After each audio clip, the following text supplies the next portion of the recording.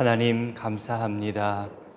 오늘도 우리에게 생명과 호흡을 허락하시고 이 생명과 호흡이 하나님 손 안에 있음을 알게 하시고 오늘 하루의 삶과 평안과 사명을 위한 헌신을 감당하고자 주님 앞에 나아오게 하시니 감사드립니다.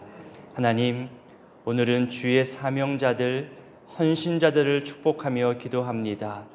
때로는 우리의 미련함 때문에 이 사명과 헌신과 봉사를 보이는 수고와 몸의 헌신으로만 생각할 때가 많았습니다. 또한 그런 기준과 시선으로 눈에 보이지 않으면 게으르다고, 직분자의 사명을 감당하지 않는다고 너무나 쉽게 생각하며 섣부르게 판단하기도 했습니다. 하나님, 주님께서 세워주신 직분과 저마다의 사명을 감당하며 헌신할 때에 어떤 이는 자기에게 있는 시간으로 섬기는 분이 있고 어떤 이는 건강한 몸으로 땀 흘려 수고하는 분들도 있습니다. 또 어떤 이는 시간도 건강도 여의치 않아 그저 자기가 가지고 있는 물질의 일부로 그 사명을 감당하기도 합니다. 또 어떤 이는 병상에 누워있고 전혀 그 모습을 교회 앞에 보일 수는 없지만 그 자리에서 교회를 생각하고 하나님 생각하며 기도하는 것으로 그 봉사의 책임을 다하는 분들도 있습니다. 또 어떤 이는 저 멀리 해외에서 저 먼 타지에서 오늘의 시간과 사역들을 위해 기도하며 응원하기도 합니다. 그리고 또 어떤 이는 이렇게 더위와 추위에 상관없이 이 새벽에 하나님 전에 나아와 본인의 간구 외에도 교회를 위해 또 섬기는 일꾼들을 위해 기도함으로 아뢰며 그 사명을 감당하기도 합니다. 하나님, 보여지는 것만으로 평가하고 판단하면 자칫 바리새인처럼 교만해질 수 있음을 늘 조심하게 하시고 우리 교회를 위해서 또 하나님 나라를 위해서 내가 알지도 못하고 생각하지도 못하는 그런 시간과 장소에서 그 누군가가 자기 자리에서 최선을 다해 그 사명과 헌신을 감당하고 있음을 알게 하옵소서. 마음 중심을 보시고 지키시는 하나님께서 모든 사명자들에게 저마다 처한 상황에서 하나님 앞에 나아오게 하시고 중심과 충심으로 헌신하고 봉사하는 자들 되게 하옵소서. 그렇게 우리가 서로 각자의 자리에서 저마다의 최선으로 연결되어져서 한 공동체를 세워가고 있음을 알고 감사하며 서로 중보하며 축복하게 하옵소서. 때로는 갓 태어난 어린 생명을 신앙으로 올바르게 양육하는 것이 위대하고도 최선의 사명이 될 때가 있을 것이고 또 적절한 권면과 충고와 조언으로 사명자들의 헌신된 마음을 격려하는 것도 또 그것이 헌신일 것이고 또 모두를 만족시킬 수 없기에 싫은 소리를 들어야만 하는 그 자리에 서서 결단해야 하는 것도 그의 헌신일 수 있습니다. 또 주어진 형편과 재정에 맞게 정책을 정해야 하는 것도 헌신이고 또 그 부족함을 알고 채우려 하는 그 손길들도 하나님 저마다의 마음에 헌신의 마음과 감동을 주셨음을 기억합니다. 그러니 우리 모두가 사명자요, 우리 모두가 봉사자요, 헌신하는 자들임을 알게 하여 주옵소서. 결코 내 얄팍한 지식과 기준으로 함부로 사람을 평가하는 실수를 범하지 않게 하옵소서. 특별히 내년을 준비하며 세워지는 일꾼들에게 새로운 힘을 더하여 주시고 과한 욕심으로 혼자 질주하는 것이 아니라 서로를 돌아보고 세워가는 함께하는 발걸음과 시선도 허락하여 주옵소서. 오늘도 새벽의 자리를 지키는 것으로 하나님 앞에 봉사하며 섬기며 헌신하는 분들이 이 자리에 모였습니다. 복의 복을 더하여 주시고 내가 귀한 사명을 감당하고 있음에 감사하며 기뻐하는 하루 되게 하옵소서. 여전히 하나님 앞에서 봉사할 수 있음을, 여전히 하나님께 쓰임받는 헌신자들임을 우리 모두가 알게 하옵소서. 하나님, 이제 내일 모레면 수능 시험을 치릅니다. 우리 수험생들 건강케 하시고 마음의 평안을 더하여 주시고 이제 오늘 내일 지금까지 배우고 경험하고 익힌 모든 것들을 정리할 때에 하나님 그 모든 시간들을 의미 있게 하시고 유익하게 하시고 효과 있게 하여 주시옵소서. 이 새벽에도 주의 전에 나올 때에 준비한 마음과 예물로 올려드리오니 이 또한 봉사요 헌신이오니 주님 받아 주시옵소서. 이제 말씀 앞으로 나아갑니다. 오늘 하루의 삶을 감당할 수 있는 힘과 은혜를 더하여 주옵소서. 예수님 귀하신 이름으로 기도드립니다. 아멘. 오늘 말씀은 욥기 10장 1절로 22절까지입니다. 욥기 10장 1절로 22절까지 다 같이 한 목소리로 읽겠습니다. 내 영혼이 살기에 곤비하니 내 불평을 토로하고 내 마음이 괴로운 대로 말하리라. 내가 하나님께 아뢰오리니 나를 정죄하지 마시옵고 무슨 까닭으로 나와 더불어 변론하시는지 내게 알게 하옵소서. 주께서 주의 손으로 지으신 것을 학대하시며 멸시하시고 악인의 꾀에 빛을 비추시기를 선히 여기시나이까. 주께도 육신의 눈이 있나이까. 주께서 사람처럼 보시나이까.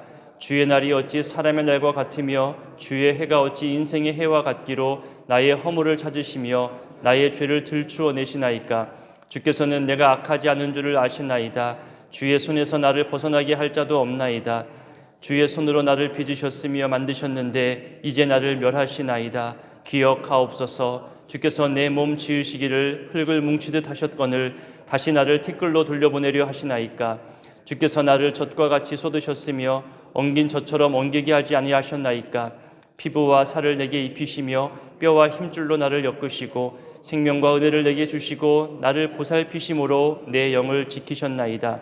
그러한데 주께서 이것들을 마음에 품으셨나이다. 이 뜻이 주께 있는 줄을 내가 아나이다.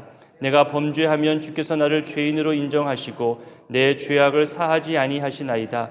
내가 악하면 화가 있을 것이오며 내가 의로울지라도 머리를 들지 못하는 것은 내 속에 부끄러움이 가득하고 내 환난을 내 눈이 보기 때문이니이다. 내가 머리를 높이 들면 주께서 젊은 사자처럼 나를 사냥하시며 내게 주의 놀라움을 다시 나타내시나이다.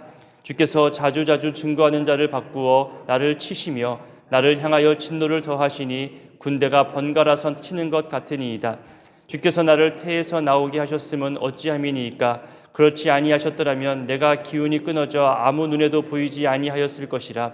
있어도 없던 것 같이 되어서 태에서 바로 무덤으로 옮겨졌으리이다. 내 날은 적지 아니하니까. 그런즉 그치시고 나를 버려두사 잠시나마 평안하게 하시되 내가 돌아오지 못할 땅 곧 어둡고 죽음의 그늘진 땅으로 가기 전에 그리 하옵소서. 땅은 어두워서 흑암 같고 죽음의 그늘이 저 아무 구별이 없고 광명도 흑암 같으니이다. 아멘. 오늘 본문은 창조주 하나님을 향하여 지으신 것을 학대하시고 멸하시냐며 그렇게 하나님의 무차별적인 심판에 대해서 강하게 항변하고 호소하는 욥의 상황을 알려주고 있습니다. 먼저 오늘 본문이 위치하고 있는 그 부분을 보자면 욥과 세 친구들, 그러니까 엘리바스, 빌닷, 소발 사이에 총 3차 논쟁이 이루어지죠. 31장까지 그것이 이어지는데 그 중에 현재 1차 논쟁 중입니다. 빌닷의 주장에 대한 욥의 반박으로 9장과 10장에 걸쳐서 그 내용이 전개되고 있습니다. 내일은 소발의 주장이 나올 것이고 모레는 다시 이 소발의 주장에 대한 욥의 반박이 이어집니다. 그러면서 1차 논쟁, 1차 변론이라 하는 이 내용이 마무리되고 다음 주에는 2차 논쟁이 시작되면서 다시 엘리바스의 주장이 나올 것입니다. 빌닷에 대한 반박으로 어제 본문을 포함한 오늘 9장은 또 10장은 욥의 적극적인 반대 주장이 더 많이 나타나는데 그에 비해서 오늘 이 10장의 내용을 보면요, 욥의 괴로움에 대해서 하나님께 호소하는 내용이 좀 더 많이 나타나고 있습니다. 1절부터 볼까요? 1절에 보면 그 괴로움이 너무나 커서 토로하겠다고 말하는 그 내용부터가 욥의 심각한 상황임을 알 수 있게 합니다. 2절은 나를 정죄하지 말라고 하죠. 마치 법정 분위기에서 사용하는 이런 표현을 써가면서 하나님을 재판장으로 여기고 이 정죄의 이유가 무엇인지를 답변해 달라고 지금 호소하고 있습니다. 2절이 그 주된 호소문이죠. 나를 정죄하지 말라. 이 고난의 이유를 알려달라. 주된 호소문입니다. 그러면서 3절부터 질문 형식을 취하면서 더 적극적으로 호소합니다. 주의 손으로 지으신 것을 왜 학대하고 멸시하고 왜 악인의 계획을 순조롭게 합니까? 이것이 과연 선한 겁니까? 그렇게 질문하죠. 그 반대여야 하지 않겠습니까? 이런 질문으로 지금 욥은 자기의 고통을 호소하고 있는 겁니다. 이 질문 안에서도 욥의 신앙을 발견할 수 있습니다. 고난 중에 있지만 이 세상을 창조하고 다스리시는 분이 바로 하나님이시라는 것을 잊지 않고 있습니다. 창조하신 분이 왜 창조물들을 이유도 없이 괴롭게 하느냐죠. 물론 원망이 섞여 있지만 기본적인 신앙 고백도 담겨 있습니다. 악한 자들을 벌해야 하는데 자기는 지금 하나님 앞에서 악을 행한 것이 없는데 도대체 왜 나를 이렇게 괴롭히냐고 항변하는 겁니다. 4절에 보면 주께도 육신의 눈이 있냐, 이 말은 하나님이 보는 것은 내 친구들이 보는 것, 사람들이 보는 것과는 다르지 않냐. 고난당하는 그런 내 자신에게 자비와 긍휼을 베풀어 주시는 하나님의 선한 시선, 하나님의 사랑의 시선이 있어야 하는데 왜 오히려 사람의 시선처럼 고난이 점점 가해지는 것을 지켜만 보고 있느냐, 이겁니다. 그만큼 하나님의 크신 섭리와 도우심을 알고 있다는 겁니다. 하나님만이 모든 고통에서 벗어나게 해주실 것을 알고 있기 때문에 하나님을 향해 토로하고 있습니다.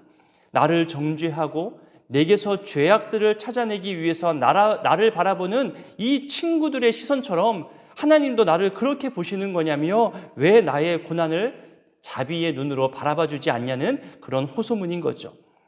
이 역시 욥의 신앙이 담겨 있습니다. 인간은 두 눈으로 자기가 보는 것만 바라봅니다. 보이지 않는 부분에 대해서는 함부로 추측하고 평가하죠. 하나님은 보이지 않는 것까지 전부 다 보실 수 있고 사람의 마음과 생각과 감정까지도 그렇게 감찰하시는 전지전능한 하나님이시지 않습니까? 그런데 왜 이런 나의 상황을 그대로 내버려 두십니까? 내 평소의 행실을 하나님께서 지켜보셨다면 지금의 이 괴로움은 나에게 부당한 것 아닙니까? 라고 원망 섞인 호소를 하고 있습니다. 5절도 비슷한 내용으로 호소하죠. 사람의 날과 다르다는 겁니다. 6절에서도 우리 인간과 다른 전능하신 하나님이 왜 내 허물을 찾고 내 죄를 들추려 하시는지 모르겠다며 제발 이유라도 좀 알려달라고 이야기하고 있습니다. 7절에서는 더 강하게 자기 자신에 대해서 알리고 있죠. 창조주이시며 재판장이시며 사람이 보는 것과 달리 모든 것을 아시는 하나님께서 내가 악하지 않은 줄 아시지 않습니까? 하나님 지금까지 내 모든 인생을 다 지켜보지 않으셨습니까? 이 모든 괴로움을 건지실 분은 오직 하나님뿐입니다. 하나님 손에서 나를 벗어나게 할 존재가 없습니다. 이런 신앙이 어려있고 또 동시에 원망이 어려있는 강력한 호소를 하고 있습니다. 8절부터는 단락이 좀 바뀌지만 내용은 계속 이어집니다. 이 표현들 중에 주의 손으로 나를 빚으셨고 나를 만드셨다. 내 몸을 흙을 뭉치듯 하셨다. 이런 창조와 관련된 표현을 하고 있잖아요. 그러면 욥이 창세기의 내용을 알고 있다는 겁니다. 다른 피조물들을 말씀만으로 창조하셨지만 인간만큼은 우리 사람만큼은 하나님께서 친히 손으로 그 흙으로 사람을 만드셨음을 욥이 알고 있다는 것을 지금 우리에게 알려주고 있는 거죠. 게다가 인간 전체를 만들었다는 이런 표현이 아니라 나를 만드셨다는 이 표현을 강조하면서 하나님은 나를 만드실 때 계획하지 않으셨습니까? 이 토기장이가 흙을 가지고 어떻게 무엇을 만들지 다 계획하고 만드시는 것처럼 하나님은 나를 계획하시고 내 모든 인생을 소중히 여기셨을 텐데 하나님은 나를 그렇게 창조하지 않으셨냐고, 왜 그런 나를 이렇게 다시 깨트리시냐고 또 얘기하고 있는 거죠. 그렇게 직접 소중하고 세심하게 만드셨는데 왜 멸시하시고 이 모든 것을 다시 티끌로 깨부수려 하시냐며 자신의 처지를 또 항변하고 있습니다. 소중히 만든 작품을 왜 이유 없이 깨트리려고 하느냐, 그러면서 자기의 고난을, 자기의 괴로움을, 자기의 고통을 하나님 앞에 토로합니다. 이어서 10절부터 12절까지는 한 생명이 탄생하는 과정을 지금 보여주고 있는 거죠. 정자와 난자가 만나서 한 생명체를 이루어내는 과정을 당시의 표현법으로 쏟아내고 있는 겁니다. 젖을 쏟아내면 그것이 치즈처럼 굳어지면서 또 다른 성장과 변화와 형태를 보여주는 것처럼 나를 그렇게 만드시고 피부와 살과 뼈와 힘줄로 나를 빚지 않으셨냐, 나를 그렇게 창조하지 않으셨냐 고백하지요. 이것은 하나님의 창조 섭리를 찬양하거나 어떤 높인다는 그런 고백이라기보다는 그렇게 계획하면서 창조해 놓고 왜 다시 멸하느냐는 원망 섞인 표현입니다.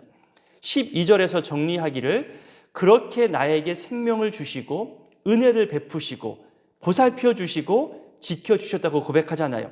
하나님은 그렇게 따뜻하고 은혜와 자비가 풍성한 하나님이셨음을 그렇게 고백합니다. 그러면서 고난이 찾아와도 막아주셨고 나를 지켜주시는 그런 하나님이셨음을 하나하나 세심하게 욥도 지금 고백하며 표현하고 있습니다.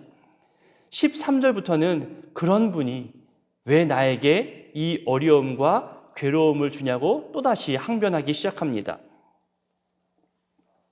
이렇게 생명을 주관하시고 세심히 헤아리시며 살피시고 지키시는 하나님이신데 이런 고난과 괴로움을 주실 것을 마음에 이미 품고 있고 이제 드러내시는 이유가 뭐냐는 거죠. 이 모든 일이 하나님의 손에 이루어지고 있다는 기본 신앙과 함께 여전히 왜 이러시냐고 묻고 있는 겁니다. 새번역과 공동번역은 이 13절의 표현을 조금 더 자세하게 우리에게 알려줍니다. 그리고 현실감 있게 표현했습니다. 제가 한번 대신 읽어드리겠습니다. 그러한데 지금 생각해보니 주께서는 늘 나를 해치실 생각을 몰래 품고 계셨군요. 그러면서도 속생각은 다른 데 있으셨군요. 그러실 줄 알았습니다. 이렇게 하나님께 원망 어린 표현을 하고 있는 겁니다. 하나님을 향해 이 지금의 고난에 대해서 원망하고 있는 거죠. 그만큼 신뢰했던 하나님이었기 때문에 더 큰 실망을 받은 거잖아요. 그 고난과 괴로움이 얼마나 심각한지 짐작할 수 있는 표현이기도 합니다. 이렇게 표현하는 이유는 부당하다는 것을 강조하기 위함입니다. 앞서 설명하기를 하나님은 생명을 창조하시고 또 늘 보살피시고 지키시는 하나님으로 표현했잖아요.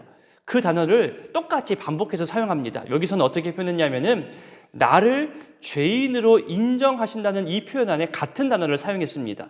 그러니 이것은 욥의 원망과 호소가 담긴 의지적인 표현입니다. 조금 풀어서 표현하면 이런 거죠.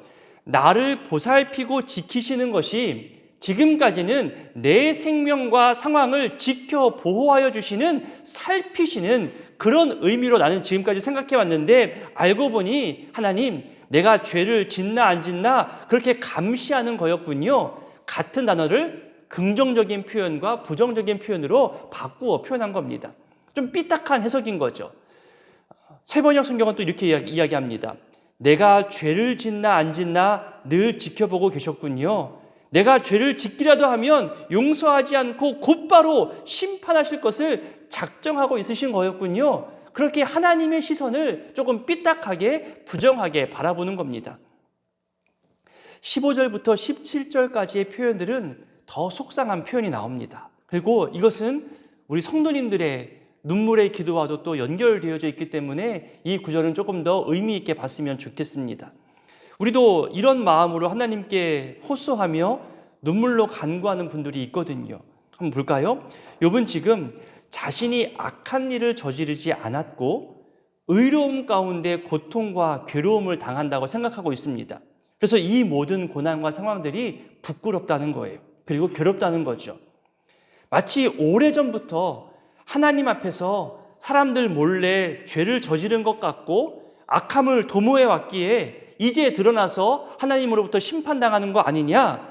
친구들의 이런 정죄의 시선과 인과응보적 시선, 스스로 이해할 수 없는 이 괴로움의 현실 때문에 나는 지금 고개조차 들 수 없다는 거예요. 사람들의 평가와 사람들의 정죄가 너무나 자기를 괴롭게 한다는 거죠. 여러분, 조금만 아파도, 조금만 병들어도, 조금만 가난에, 조금만 가정에 힘듦이 찾아올 때마다 그것을 좀 삐딱하게 보는 분들이 있어요. 너 죄 저질렀지. 너 지난번에 그렇게 험한 소리 했더니만, 너 그렇게 반대되는 의견 내비쳤더니만 이런 벌 받는 거잖아. 그렇게 얘기해서는 안 되는 거예요. 헐컥 그러면 안 되시는 겁니다. 욥은 지금 그것 때문에 너무나 괴로워하는 거예요. 고개를 들 수도 없다는 거죠.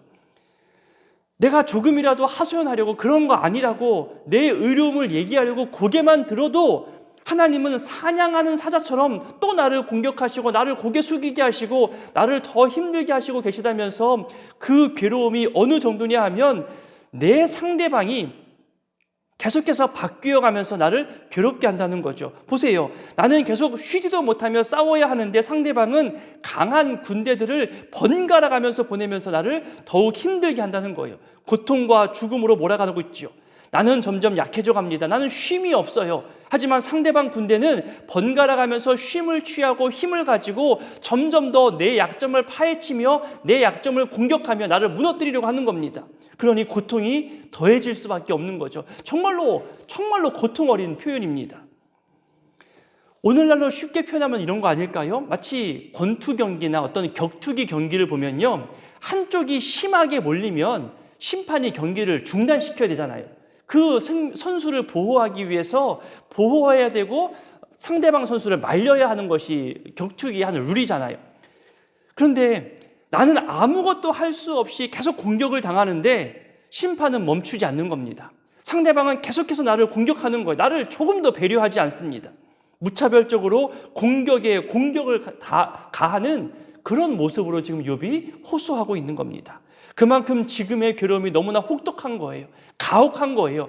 공격당하는 피해자의 모습임을 호소하고 있습니다. 아무도 말려주는 사람 없습니다. 내 편이 아무도 없습니다. 중재해주는 사람도 없습니다. 점점 나는 죽어가는 절망뿐입니다. 이런 상황에 처해신 분들이 계시잖아요. 저에게도 찾아와서 눈물로 호소하는 분들의 이야기를 들을 때마다 하나님 왜 이렇게 헌신자를, 왜 이렇게 교회를 위해서, 공동체를 위해서 수고하고 헌신하는 이 눈물의 기도자를 왜 외면하시냐고 그렇게 저도 항변하고 싶을 때가 참 많거든요. 그러니 18절부터 표현하기를 태어나자마자 바로 죽는 그 죽음으로 무덤으로 옮겨지는 것과 같다고 호소하고 있습니다. 그 사이에 누렸던 어떤 성공, 자기가 누렸던 번성, 행복, 인정, 어떤 존경, 이 모든 것이 아무것도 아니게 된 겁니다.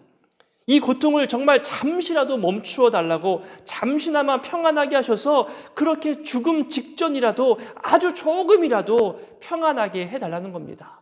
오죽 고통스러웠으면, 오죽 마음이 괴로웠으면 이랬을까요?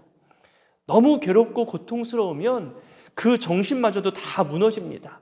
내가 무슨 생각을 하는지, 내가 무슨 말을 하는지, 이것이 현실인지 꿈인지 분간하지 못할 정도로 정말 무너지게 될 때가 있습니다. 차라리 태어나자마자 죽었다면 이 모든 괴로움도 겪지 않았을 거라는 이 욥의 호소가 이해가 됩니다. 내가 지금 살아있는 것인지 아니면 죽어서 그 괴로움과 흑암의 고통 속에 있는 것인지, 이 현실이 지옥이 아니고 무엇인지 이렇게 원망과 호소, 토로하는 모습이 10장 전체에 지금 나타나고 있는 겁니다.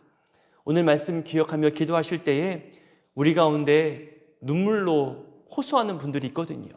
고통당하는 분들이 있잖아요. 우리 그분들을 위해서 중보하며 기도했으면 좋겠습니다. 아무에게도 말하지 않은 자기의 고난과 어려움을 가지신 분들도 분명히 있을 겁니다.